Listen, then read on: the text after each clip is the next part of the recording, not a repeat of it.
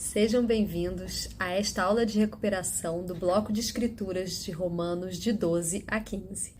Vou começar a aula hoje fazendo um experimento. Eu tenho aqui uma garrafa de água e tenho dois recipientes diferentes formatos.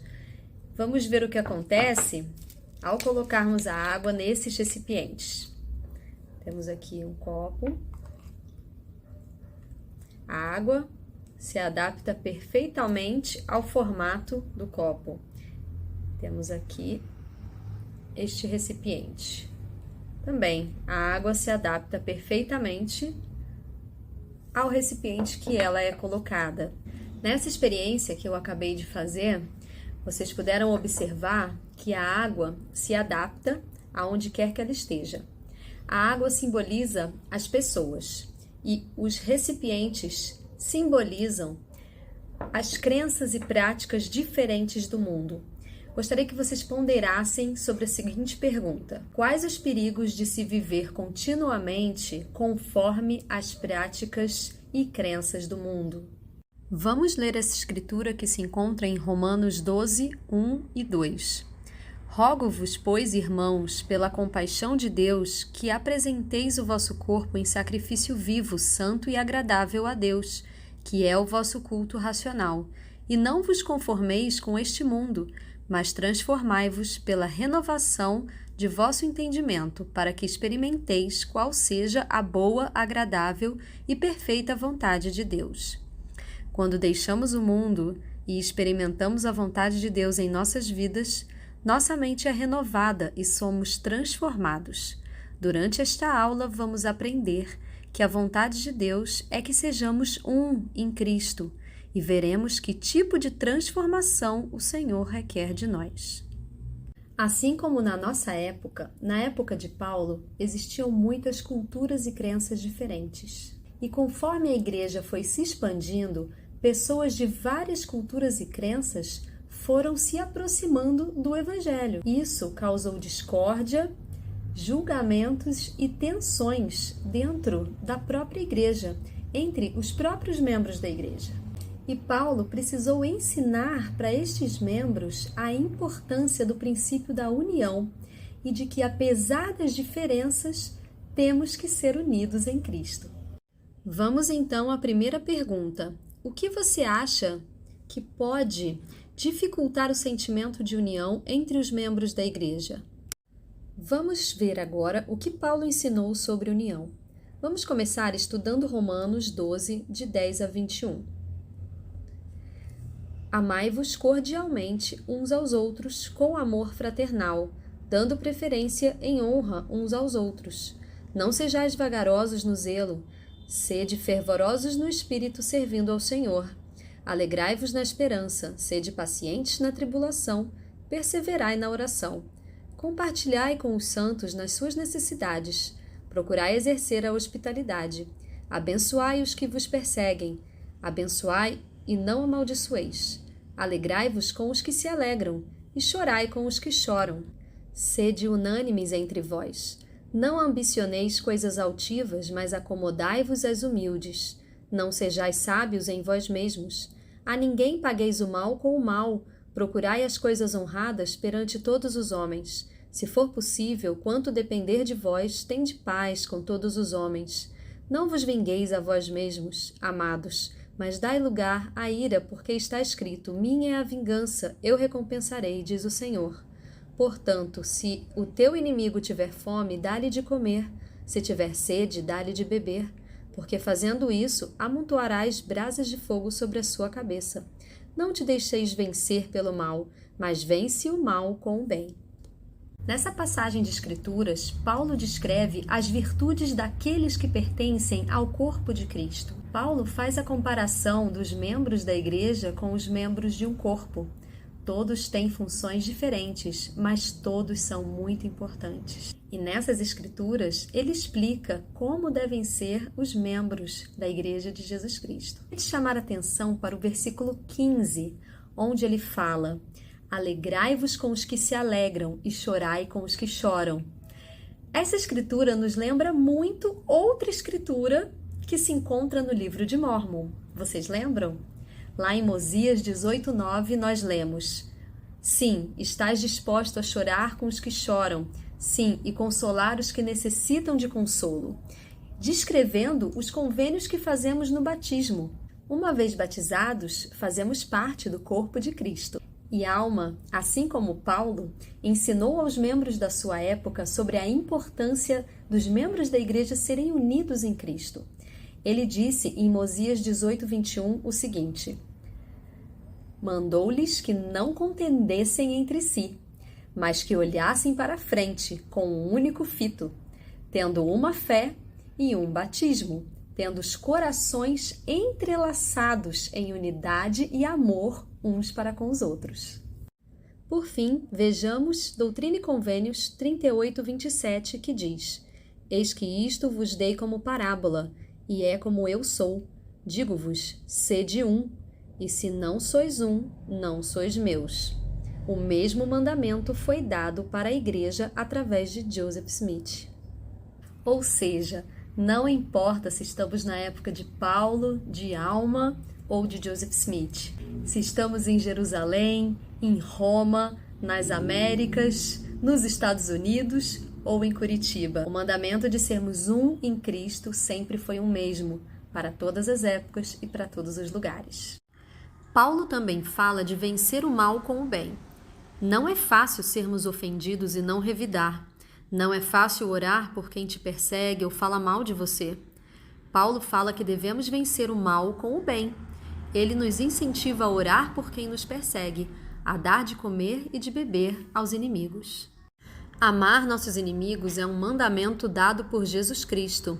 Ele é o nosso modelo. Ele amou as pessoas, inclusive as que lhe perseguiram. Ele viveu em paz com os homens, tanto quanto foi possível. Ele venceu o mal com o bem.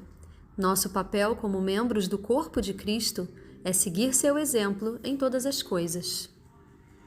Agora vamos à segunda pergunta. O que você aprendeu com esses versículos que pode ajudá-lo a ser mais unido com os membros da igreja? Vamos assistir um vídeo do Elder Ulisses Soares chamado Amigo de Todos. As good ministers that we should be, good disciples of Jesus Christ, we should understand and have empathy for every person.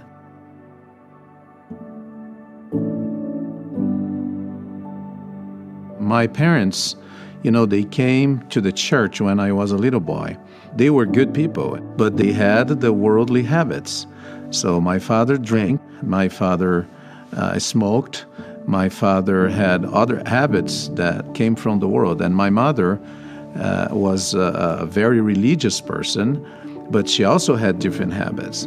So what really helped them to stay in the church was the group of people in our little branch that embraced us, helped us, loved us. We would receive visits every other week from someone in the church. We would be invited to family home evenings in their homes. They made everything possible to embrace us and to bring us together in that new environment. My parents stayed in the church because of those 3 or 4 families that were very nice with them. When we understand people and their conditions and their circumstances, we tend to act in love, we tend to embrace them according to their needs.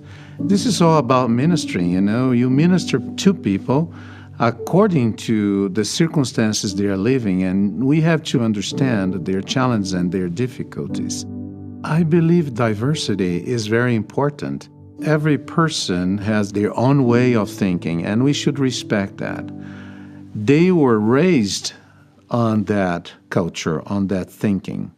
And people take some time to really realize that there are different ways, there are even better ways to live, and we should be patient. We should just love people and respect the way they think, the way they live, and embrace them. That's what the gospel of Jesus Christ is. We should never make any discrimination because the way you dress or because the way you think. We are all children of God.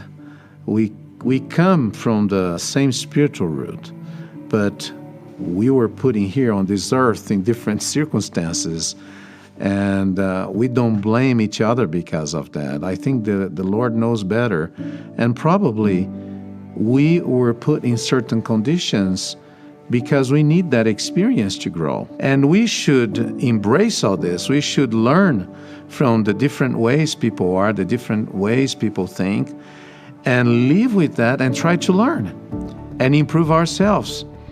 I think when we learn these differences, when we learn to live with these differences, we are more understanding.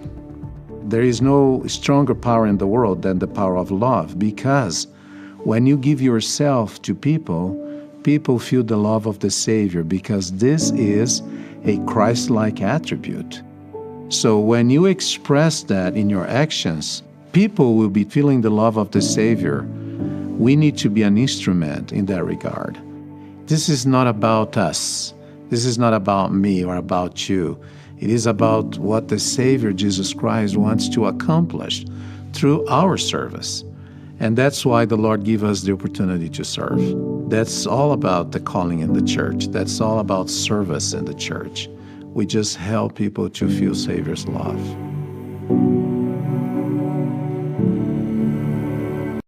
O elder Quentin L. Cook, do Quórum dos 12 Apóstolos, deu um discurso chamado Corações Entrelaçados em Retidão e União. Olha que tema bonito, né? E nesse discurso ele disse o seguinte: a cultura da igreja vem do Evangelho de Jesus Cristo.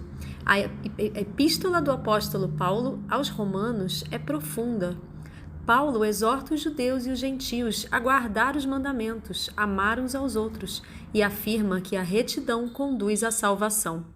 A cultura do Evangelho de Jesus Cristo não é uma cultura gentia ou uma cultura judaica. Não é determinada pela cor da pele de uma pessoa ou pelo lugar em que ela mora. Embora nos regozijemos com as diferenças culturais, devemos deixar para trás aspectos dessas culturas que entram em conflito com o Evangelho de Jesus Cristo. O elder Jorge T. Becerra, dos 70, ensinou o seguinte: em cada ala e ramo precisamos de todas as pessoas, tanto as que estão fortes quanto as que talvez estejam passando por dificuldades. Todas são necessárias para a vital edificação completa do corpo de Cristo. Sempre me pergunto quem está faltando em nossas diversas congregações que poderia nos fortalecer e nos tornar completos. Que mensagem maravilhosa! Será que nós estamos verificando a nossa volta aos domingos e nas atividades e no seminário? Quem está faltando? Todas as pessoas são importantes. Todas são necessárias para a edificação completa do corpo de Cristo. A irmã Sharon Wilbank, da Presidência Geral da Sociedade de Socorro, compartilhou o seguinte relato. Em 1842, os santos estavam trabalhando duro para construir o Templo de Nauvoo. Depois de organizar a Sociedade de Socorro em março, o profeta Joseph ia com frequência às reuniões para preparar as irmãs para os convênios sagrados e unificadores que logo fariam no templo. Em 9 de junho, o profeta disse que iria ensinar sobre misericórdia.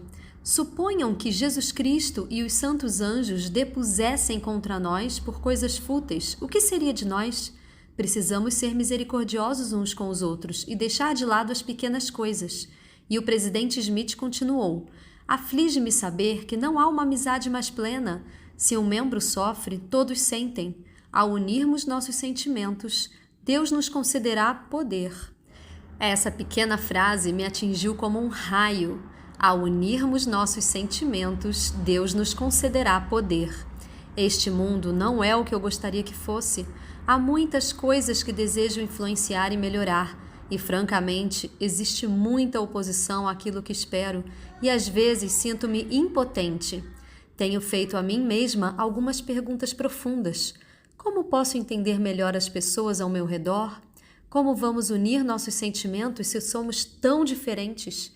Que poder de Deus posso acessar se eu for só um pouquinho mais unida aos outros? E finalmente vamos à terceira pergunta. Qual princípio vou aplicar a partir de hoje para ser mais unido com os membros da minha ala? Aguardo as respostas de vocês. Querido jovem, gostaria de lhe fazer um desafio hoje. que você possa reservar um tempo para pensar sobre os princípios que aprendeu hoje sobre união e que pense sobre quais os princípios você consegue aplicar na sua classe das moças ou dos rapazes e dentro da sua família. Lembre-se que todos temos diferenças, mas que como membros da igreja devemos ser unidos por meio dos ensinamentos de Jesus Cristo. Eu gostaria de deixar esta aula com você, com meu amor, em nome de Jesus Cristo. Amém.